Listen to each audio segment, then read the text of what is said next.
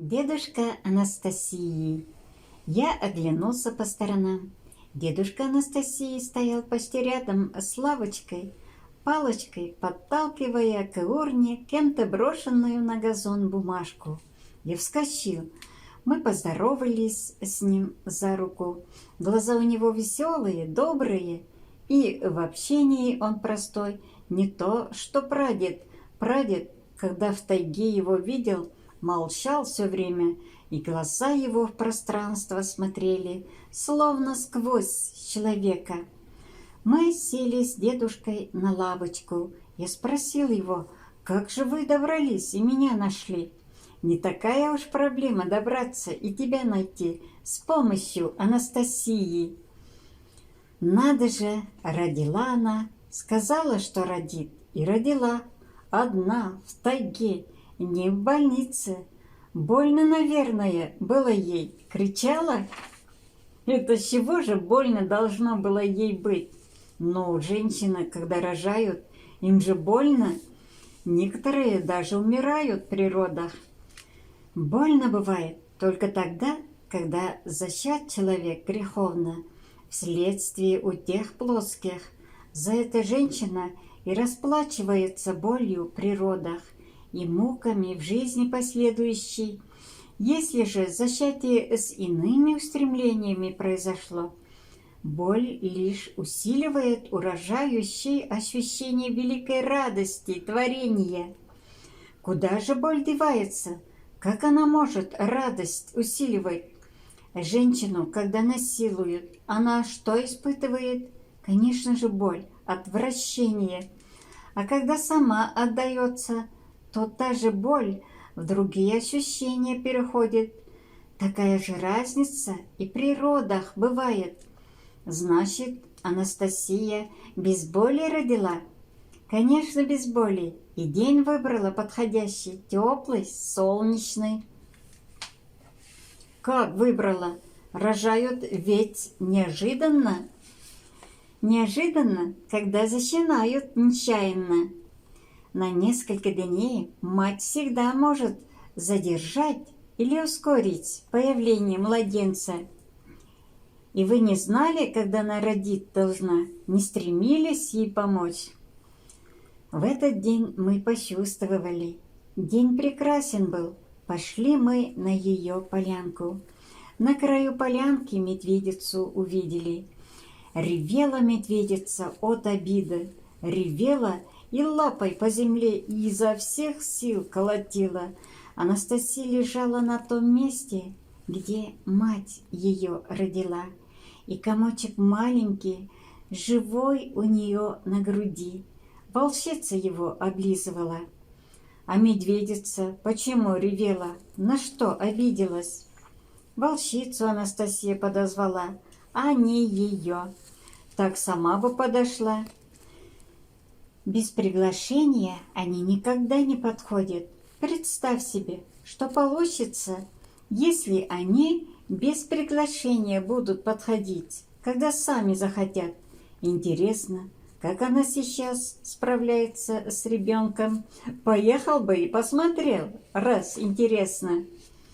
Она же сказала, что я не должен общаться с ним, пока не очищусь от чего-то там. Надо по святым местам проехать сначала, а достаточного количества денег нет. Мало ли чего она логичное сказала. Ты же отец, действуй сам. Как нужным считаешь? Накупил бы ползунков разных, пеленок, распашонок, погремушек, да потребовал одеть ребенка по-нормальному, не мучить его, а то ведь голенький совсем в лесу. У меня такое желание и возникло, как услышала о сыне. Я так и сделаю. А про логичность вы точно подметили. Наверное, потому у меня к ней и чувства какие-то непонятные. Сначала удивление, теперь уважение все же появилось. И еще что-то непонятное, но не такое, как любовь к женщине. Я помню, какое чувство было, когда влюблялся раньше в женщину. Сейчас что-то другое. Наверное, ее и невозможно любить обычной любовью. Что-то мешает. Может, как раз ее алогичность и мешает? Алогичность Анастасии, Владимир, не глупость. Кажущаяся ее алогичность, духовные забытые законы из глубин Вселенной извлекает, а может и новые создает. Светлые силы и темные замирают иногда от ее кажущейся алогичности, а потом вдруг ярче вспыхивает уже известная всем простая истина бытия. Не всегда и мы нашу Анастасию можем понять. Хоть и внучка она наша на глазах росла, а раз не всегда понимаем, то и помочь существенно не можем. Потому часто одна она остается со своими устремлениями, совсем одна. С тобой вот встретилась, открылась вся тебе и другим через книжку. Воспрепятствовать хотели мы, любви ее воспрепятствовать хотели. Непонятен и абсурден выбор ее казался. Мне и сейчас ее выбор непонятен. Читатели тоже вопросы задают. Кто вы такой, спрашивают. Почему вас выбрала Анастасия? Я ответить не могу. Понимаю, по всей логике рядом с ней должен был оказаться какой-нибудь ученый или духовный человек. Он бы и понять ее смог, и полюбить. Пользы они вместе больше бы принесли. А мне свою жизнь менять приходится, разбираться со многими вопросами, которые для других, более просвещенных, уже давно ясны и понятны. Жалеешь теперь, что жизнь поменялась твоя? Не знаю, осознать все пока пытаюсь, а на вопрос, почему она меня выбрала, людям так и не могу ответить. Ищу и не нахожу ответа. И как же ты ответ ищешь? В себе разобраться пытаюсь. Кто я такой? Может быть, в чем-то выдающийся, да? Может, думаю, есть что-то. Говорят же, подобное притягивается подобным. Владимир, тебе Анастасия о гордыне, самости говорила? Говорила о последствиях этого греха. Да, говорила, что это смертный грех, уводящий человека от истины. Не выбрала она тебя, Владимир, не выбрала, а подобрала, как никому не нужное и отжившее подобрала. Но это тоже не сразу определили. Обиделся? Не совсем согласен я с вами.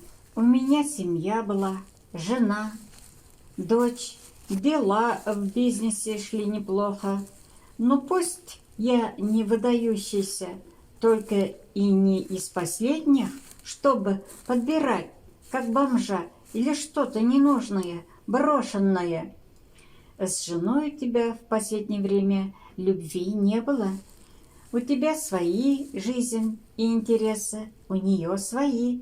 Только быт и объединял вас, а скорее инерция прошлых чувств, со временем все более затухающих. Дочери с тобой говорить тоже было ни о чем. Бизнес твой ее не интересовал, только тебе и казался он значительным. Доход материальный приносил. Сегодня доход, завтра ничего. Или убыток, разорение. Да и болен ты был. Чуть совсем не загубил желудок. С твоим образом жизни разгульным тебе было не выкарабкаться из болезни твоей. Все было кончено. И не было ничего. А вам-то что? Ей я зачем? Для эксперимента? Расчет в этом какой? Она просто полюбила Владимир. Искренне, как во всем.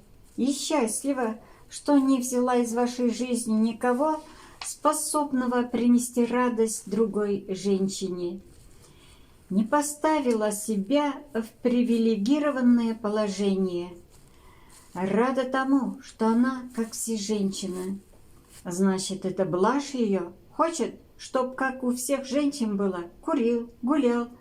Надо же, какое самопожертвование для блажи.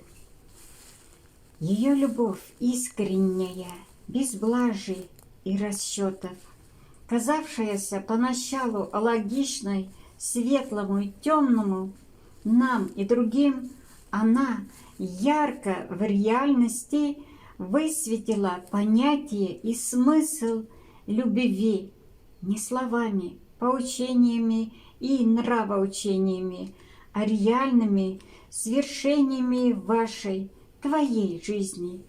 Сила света Творца говорят через ее любовь.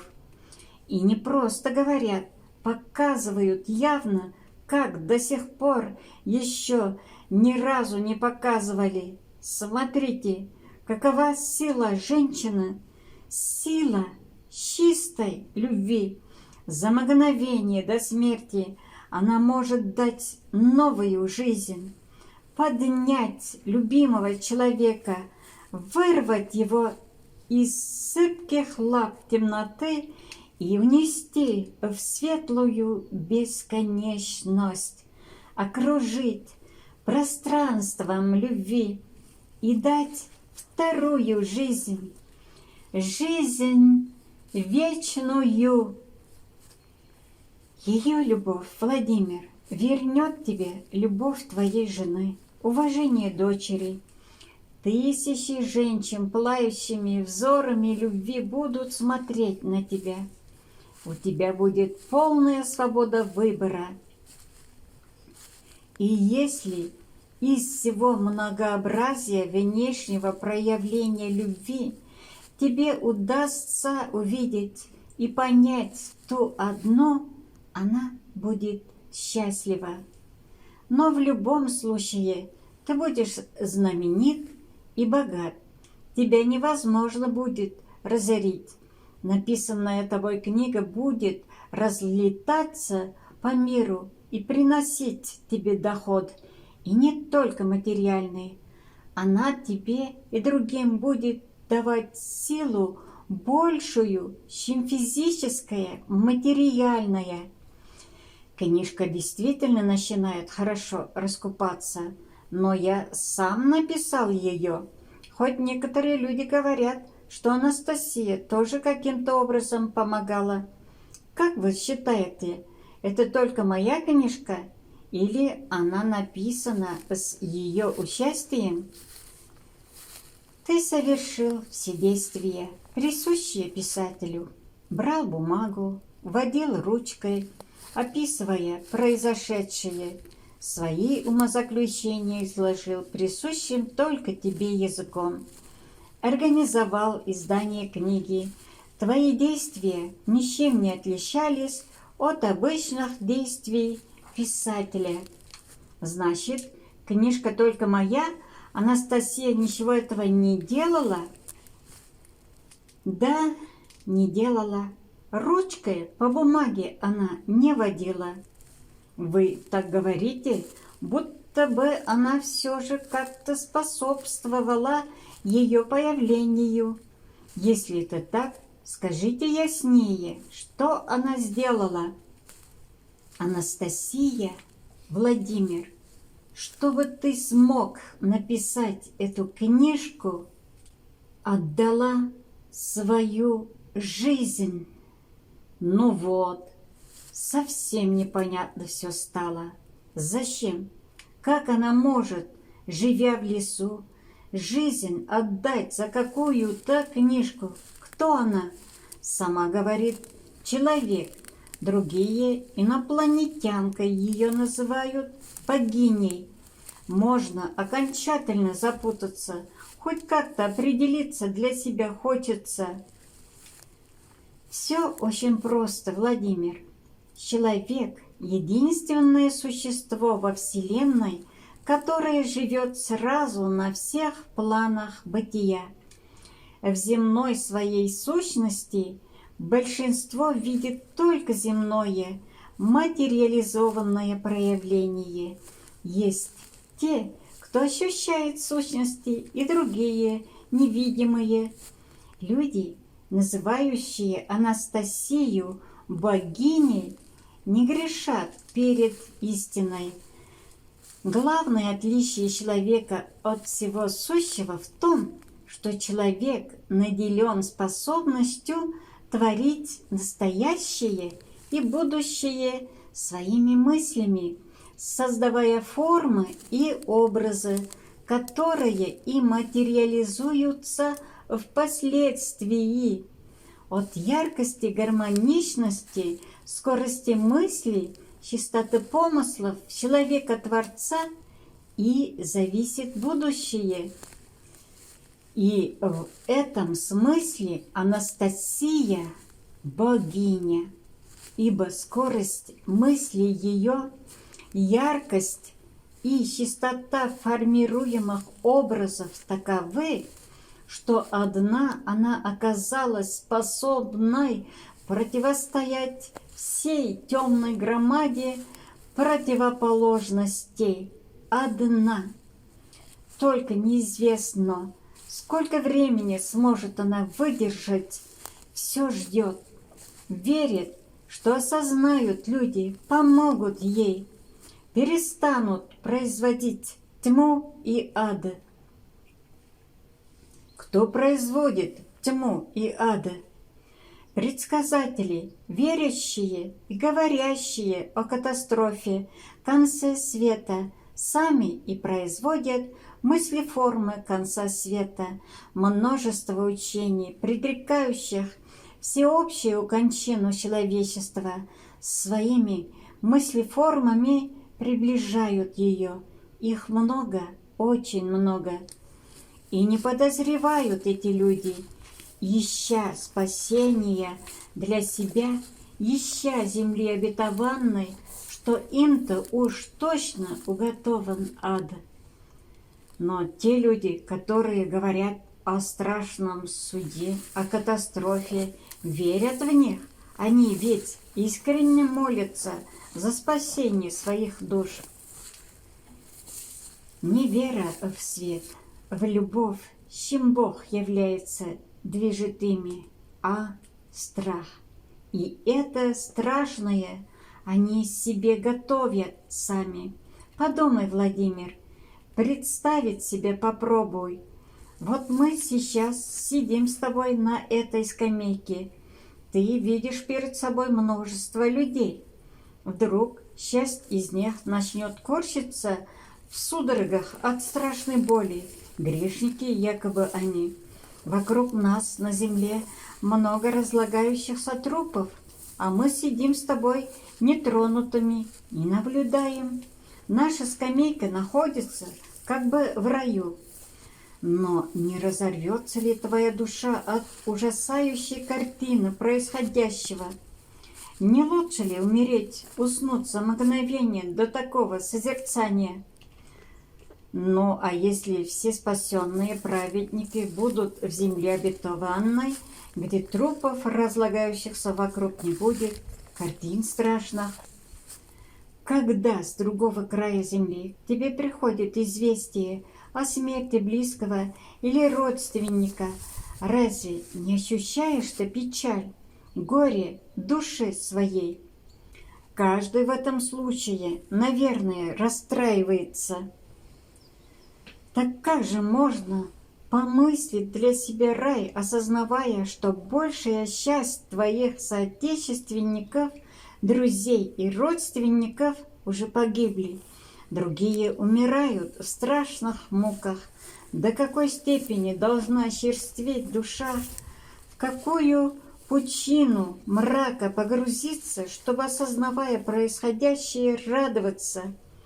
В царстве света такие души не нужны, ибо они и есть производная тьмы. А великие учителя человечества, написавшие и пишущие разные учения, для чего тогда о конце света, о страшном суде говорят? Кто же тогда они?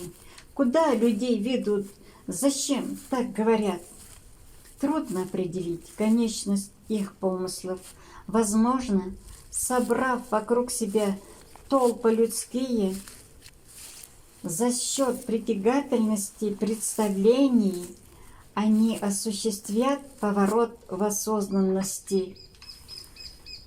Поворот могут осуществить ныне живущие, а те, кто были раньше, учения свои оставили, и они могли готовить поворот в надежде, что последователи его осуществят, откроют истину. Может быть, ждут они, когда событийность бытия укажет большинству тупиковость пути, помогут события им повернуть к свету идущих с ними и верующих в них. Если вы все это знали, то почему сидели в лесу и молчали столько лет? Почему не пытались раньше объяснить это кому-нибудь? Анастасия говорила, что ваш род из поколения в поколение на протяжении тысячелетий ведет такой своеобразный образ жизни, сохраняя истину первоистоков. В разных концах земли есть люди, сохранившие отличный от технократического образа жизни, сохраняя присущие только человеку способности. В разные времена ими делались попытки поделиться своей осознанностью, и всегда пытавшиеся погибали, не успев сказать существенного. Производимые ими мыслеформы и образы были сильны, но противостоящих было великое множество. Значит, и Анастасию они сомнут, растопчут. Анастасия непонятным образом смогла им противостоять, по крайней мере, пока противостоит, может быть, за счет своей алогичности или... Старик замолчал, задумчиво водя палкой по земле, рисуя непонятные знаки.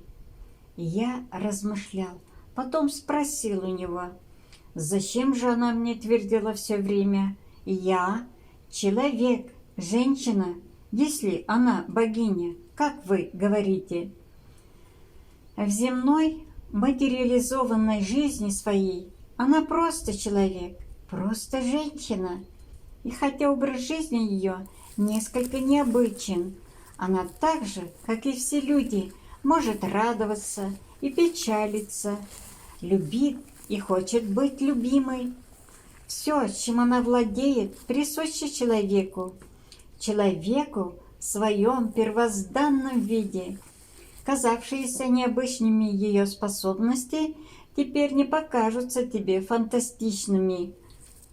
Когда ты узнал о том, что говорит о них ваша наука, и еще многим непонятным ее способностям будут найдены объяснения, и все они будут доказывать, что она просто человек, просто женщина. Лишь столкнувшись с одним явлением, и тебе это предстоит, ты не сможешь его понять, не сможет наука объяснить его, не знает и мой отец, что это такое. Подобное у вас называют аномальным явлением. Но я прошу тебя, Владимир, не отождествляй это явление с Анастасией. Оно бывает рядом с ней, но оно не в ней. Попробуй найти в себе силы увидеть, почувствовать в ней просто человека. Она старается быть, как все. Для чего-то ей это нужно и важно доказать, что она человек. Это трудно дается ей, потому что принципы свои не может она нарушить при этом. Но ведь свои принципы есть у каждого. А что это за явление, которому вы определения не даете и в котором наука никак не разберется? Здравствуй, солнышко! Здравствуй, новый день!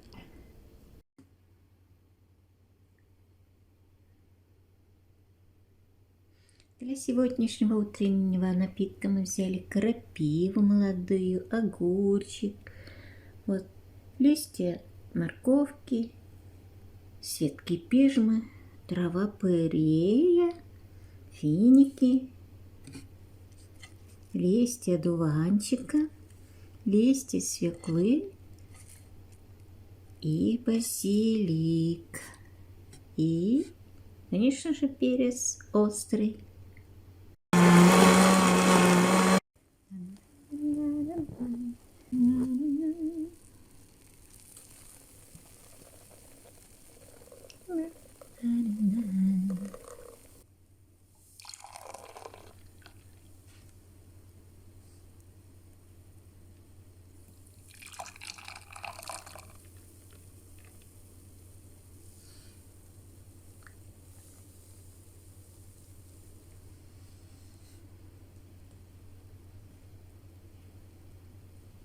Утренний, чудодейственный, волшебный, красивый напиток готов. Напиток любви обильный. Природа, наша земля вырастила с любовью, я тоже сделала с любовью. Со всеми вместе в сотворении.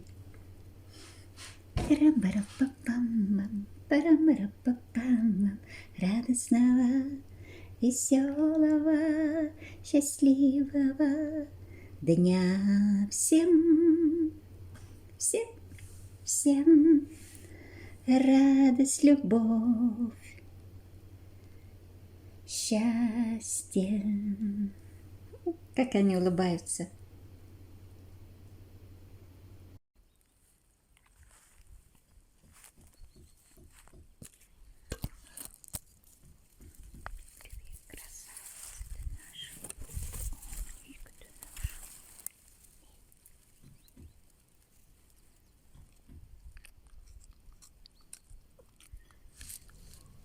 Здравствуйте, наша водичка.